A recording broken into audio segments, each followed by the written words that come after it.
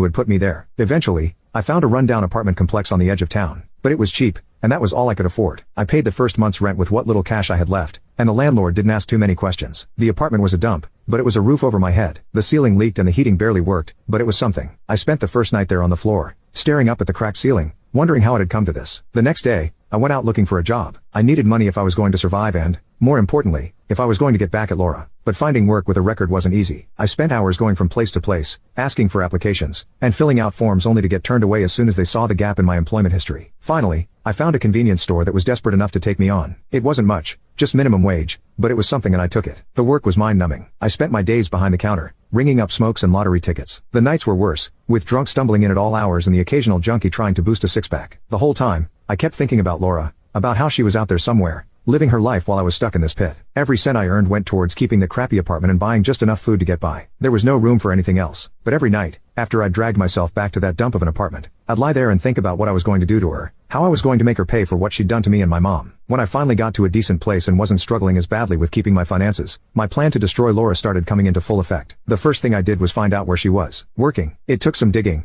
but eventually I found out she was managing a little boutique downtown. It seemed like a cozy job. What a shame it would be if someone were to get her fired, I thought to myself. I figured it was the perfect place to start. I found this raggedy computer from a pawn shop and bought it. When I got home I sat in front of my computer and created a bunch of fake online profiles. It felt like hours had passed since I started this, but I wasn't even close to being done. This was the fourth profile today, but it had to be different from the others. Each profile needed its own